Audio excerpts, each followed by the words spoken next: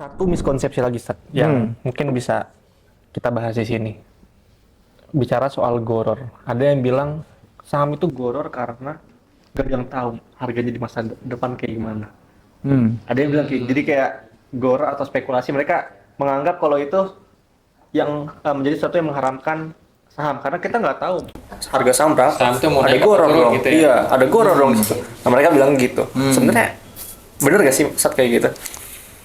Kalau dari yang saya baca ya, goror itu tuh terjadi pada 3 hal kalau kita sederhanakan, yaitu pertama pada kualitas barangnya, kemudian pada kuantitas barang yang diperjualbelikan, yang terakhir pada delivery-nya, proses penyerahannya. Sehingga kalau kita lihat ada hadis Rasulullah SAW itu dikatakan la tashtaru as-samaka fil ma'i, itu jangan engkau beli ikan di dalam kolam, fa innahu goror, karena belikan dalam kolam itu goror. Itu hadisnya jelas banget.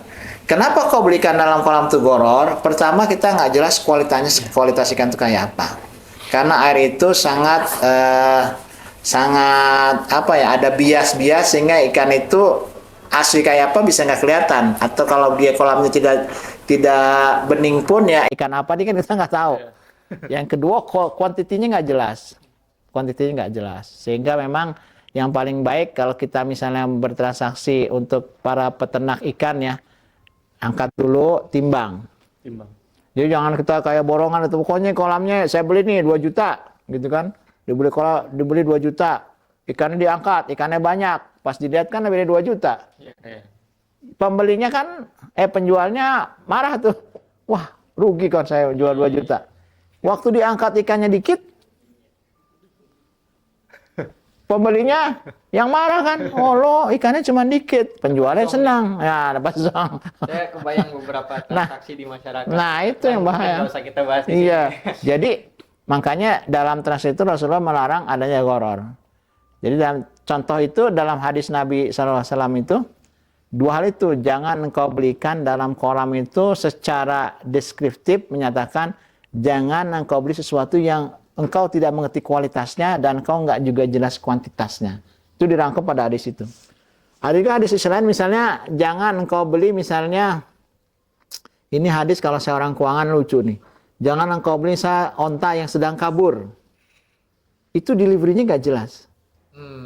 Yang benar adalah engkau cari dulu ontanya, kemudian baru engkau jual. Jangan udah masih kabur. Kayak orang kan transaksi nih. Ditanya, Bapak mau beli apa? Nih, Mbak saya mau beli mobil nih. Mau jual mobil. Mana mobilnya? Mobilnya adalah, pokoknya STNK-nya dulu nih ada, BPKB ada. Mobil mana Pak? Tadi pagi hilang. Ya nggak boleh jual tuh. Cari dulu mobilnya. Jadi emang itu. Jadi itu delivery-nya nggak jelas. Nah kalau yang terkait tadi yang Wildan sampaikan, terkait dengan ketidakjelasan harga, sebenarnya bukan masuk di kategori goror dalam artian yang tadi saya jelaskan pada di situ ya. Sehingga harga itu memang pada saham itu, yang kenapa orang bisa itu harga? Karena orang melihat transaksinya itu di bursa. Emang kelihatan harganya kan fluktuatifnya kelihatan tuh. Nah, yang menarik adalah bahwa bursa itu sebagai media yang disediakan oleh BI, sebagai media perdagangan ya untuk penjualan dan membeli, itu sebenarnya buat apa sih? Kalau saya baca-baca tuh bursa itu untuk mencari liquidity. Kalau orang itu perlu uang, dia jual sahamnya di bursa. Kalau orang yang kemudian uang, dia deliver likuiditasnya uangnya di bursa kan. Jadi ada jual dan beli. Nah kalau udah gitu, itu nggak lepas dari keterikatan supply dan demand. Jadi selalu kalau ada penjualan apa yang beli lebih banyak, maka harga akan naik. Itu semua hal. Kalau dia langka, yang mau belinya banyak, barangnya nggak ada, barangnya pasti akan naik. Tapi kalau dia barangnya dikit, yang mau beli banyak, mahal. Tapi kalau yang banyak, yang beli dikit, harga pasti turun. Jadi kekuatan pasar. Jadi itu yang saya amati di bursa itu adalah karena liquidity itu. Sehingga terjadi karena orang mengamati. Tapi uncertainty tentang harga itu kan yang paling bahaya kalau misalnya orang itu bermain sehingga dia bisa mengendalikan harga di bursa, itu nggak boleh. Itu yang dalam fatwa kita nomor 80 itu dilarang.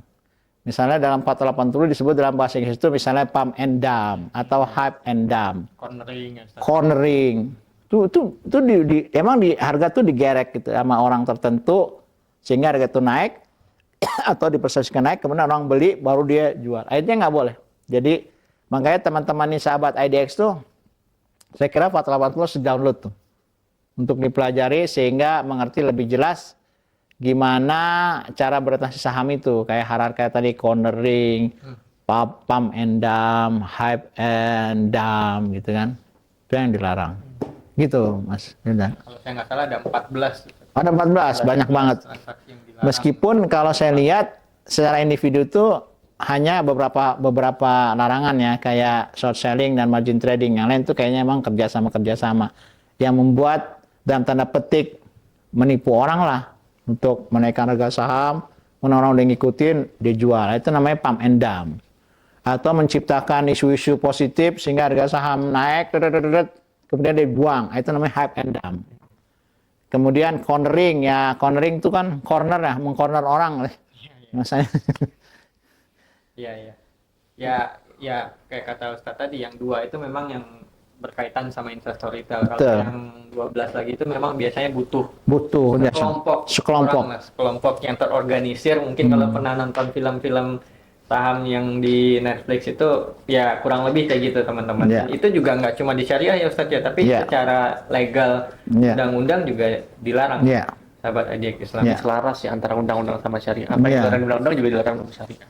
Karena sebenarnya itu juga dari sisi syariah juga nggak boleh ya Ustadz ya. Nggak cuma di sisi legalnya aja. Iya. Karena yang paling agak susah secara legal perundangan boleh, syariahnya nggak boleh. Itu harus dilihat juga. Kayak short selling itu secara legal boleh, tapi secara syariah nggak boleh.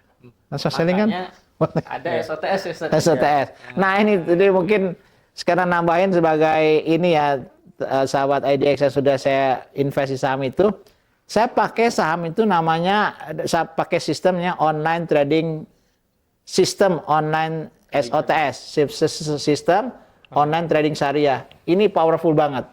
Jadi kalau nanti teman-teman jadi nasabahnya satu perusahaan sekuritas atau anggota bursa ya, apapun itu, udah mereka rata-rata sudah punya namanya SOTS.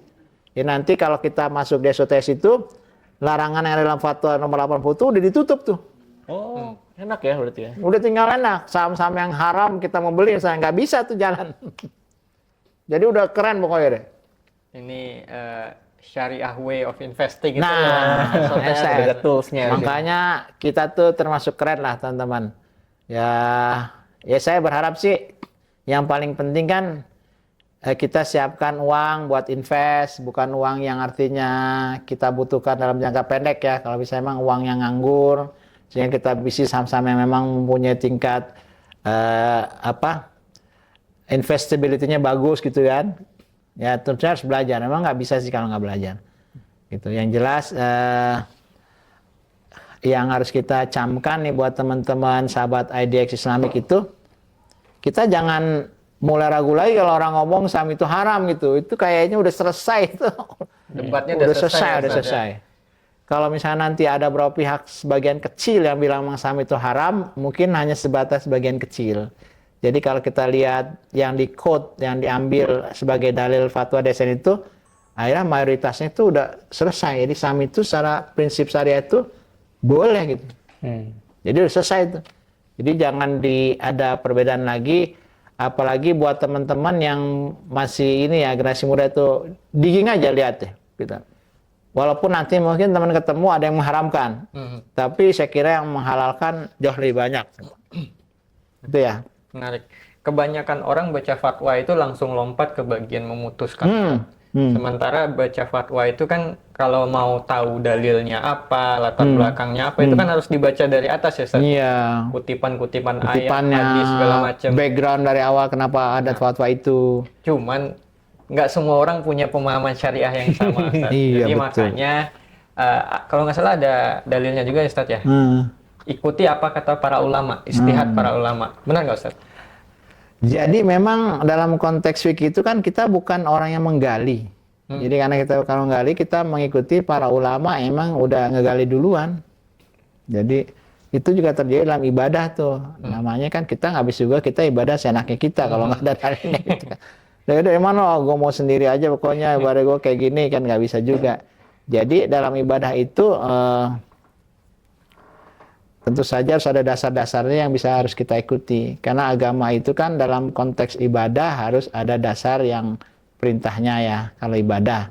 Kalau muamalah itu ada dasar yang melarangnya, karena muamalah itu semuanya boleh, kecuali yang dilarang dan ada dalilnya. Gitu. Jadi dalam muamalah itu kita boleh berkreasi, tapi dalam ibadah tidak boleh berkreasi. Nah kalau dalam muamalah yang dilarang itu apa?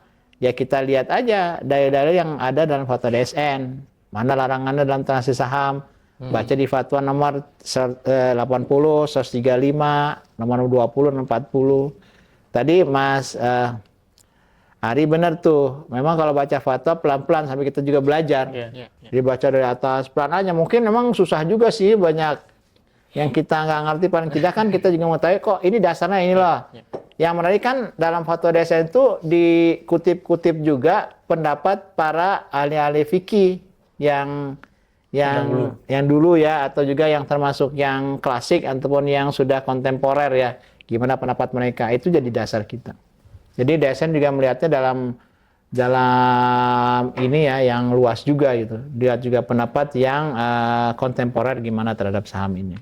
Ya, berarti kalau ditangkap tuh fatwa itu kayak guidebooknya ya, kalau mau investasi saham syariah, baca fatwa. Itu ada langkah-langkahnya, apa saja yang perlu dihindari, do's and don'ts-nya ada. Do's and don'ts-nya. Terus kalau misalkan mau lebih gampang lagi, bisa pakai SOTS ya Pak? SOTS. Jadi kalau biar kita agak upgrade, kita nih teman-teman sahabat IDX, ya baca fatwa lah. Baca fatwa ya? Baca fatwa. Kemudian jadi kita kok ngerti kok gini gitu ya. Oh ini dalilnya ada di sini nih. Oh ini kita lihat kaidah-kaidah fikihnya. Dan itu kita jadi menambah wawasan kita bahwa fatwa itu dibuat itu bukan artinya udah jadi gitu, enggak, dengan pertimbangan yang luar biasa gitu. Dengan dalil-dalil yang memang kita cermati, kita pikirkan, kemudian kita pelajari sehingga nanti kita putuskan oh begini. Nah, itu bapak-bapak para kiai di DSN yang memutuskan seperti itu. Alur berpikirnya paham ya? Paham. Dari dasarnya seperti apa hingga keputusannya seperti apa? Iya. Oke.